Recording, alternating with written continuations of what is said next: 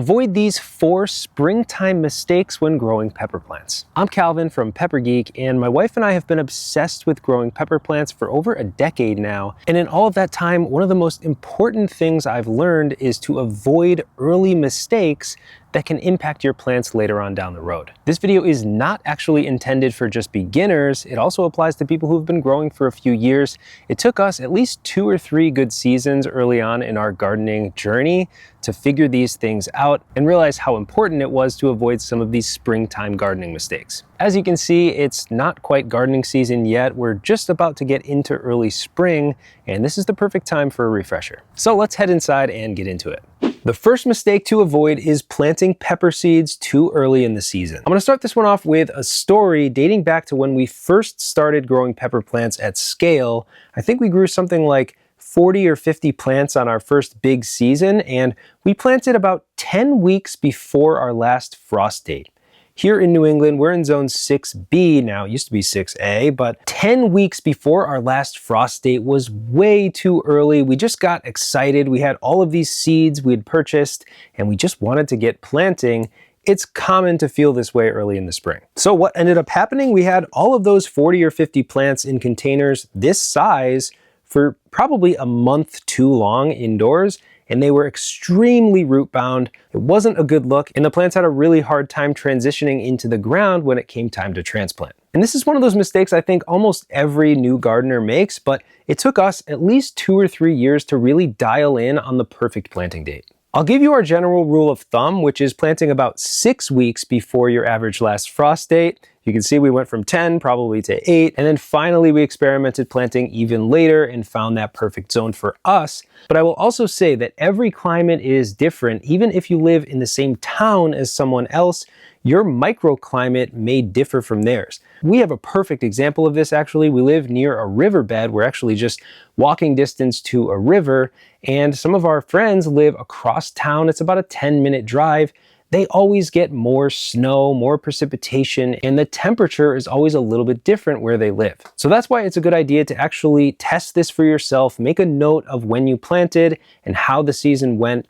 Every year is going to be a little bit different. The weather is going to change, but eventually you'll find that perfect sweet spot for planting peppers. Now, it's way too early for us to be planting all of our peppers, but you can see I have just a few behind me here, and these are exceptions to the rule. We're planting these early because they're special plants. I wanted to have them growing early on. I might actually keep 1 or 2 of these as indoor plants exclusively. These are crossbreeds that I want to develop into the next generation. So these are definitely exceptions to the rule for very specific reasons. Now, there is one really good reason why you might need to plant a little bit earlier than average, and I'll touch on this in one of the next mistakes. The next springtime mistake to avoid growing peppers is planting outside too early. This usually stems back to the first mistake, which is planting too early. You're stressing out, your plants are outgrowing their containers, and you have one warm day and you think this is a perfect time to bring them out. The problem is that your soil is probably not warm enough, and the overnight temperatures may not be warm enough for peppers either. Coming back to the idea of last frost date, you probably won't be able to plant your peppers out into the garden until well after that date has passed, sometimes 2-3 weeks depending on your location. You should be watching the weather forecast at least a week or 2 out and check on those overnight temperatures. We usually tell people to wait until it's at least 50 to 55 degrees Fahrenheit if you can. Some locations may never get that warm, so obviously you'll have to come outside sooner, but that's generally a rule of thumb we follow before we plant out. Another simple test you can run is to just measure the soil temperature.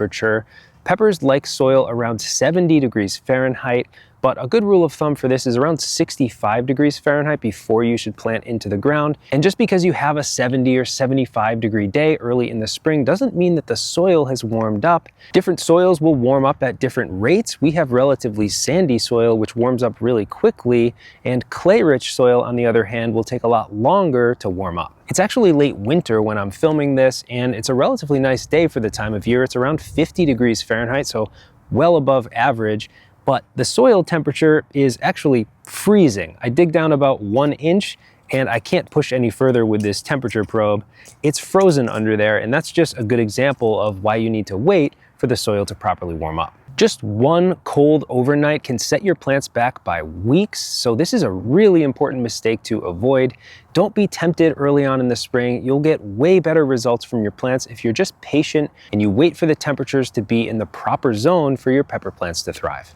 The next mistake to avoid is really a group of 3 mistakes, and that is not providing the essentials to your seedlings indoors. The first is light, and you'll see behind me I have a grow light. This isn't necessary for every grower. If you have a nice sunny window, my mom actually grows her pepper plants in a nice sunny south-facing window, and though they don't grow as quickly as ours do, she ends up with a perfectly good harvest by the end of the year. The mistake to avoid here is not providing enough light, so if you don't even have a south-facing window, you might want to consider an artificial light source like a grow light. Or if you do want to skip the grow light entirely and you have a nice sunny south-facing window, that's perfectly fine, but this is the case I mentioned earlier where you might want to plant your seeds a bit earlier. The reason here is simple. Less light means slower growth rate, so if you want your plants to be nice and big and strong when it's time to transplant out, you might want to give them an extra week or 2 to grow in that sunny window if they're not going to be under grow lights. The next essential element is warmth. How warm is it where your pepper plants are growing indoors?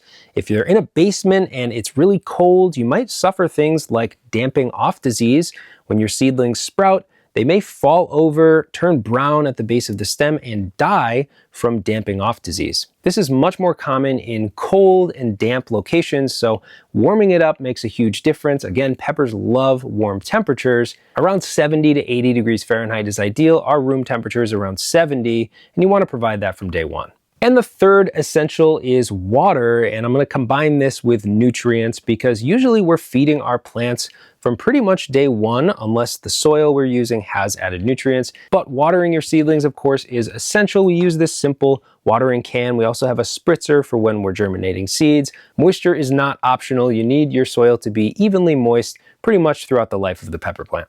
A few other quick lightning round mistakes to avoid in the spring for your peppers. Don't bring soil indoors to plant your seeds. You're going to be bringing in eggs and probably pests along with that soil, so just buy bagged potting soil or seed starter mix. And if you have to use outdoor soil for your seed starting, make sure you pour boiling water into it and mix it thoroughly and allow it to cool before planting. Don't wait too long to up-pot your peppers into larger containers. If they're outgrowing those smaller ones, maybe you planted a little too early.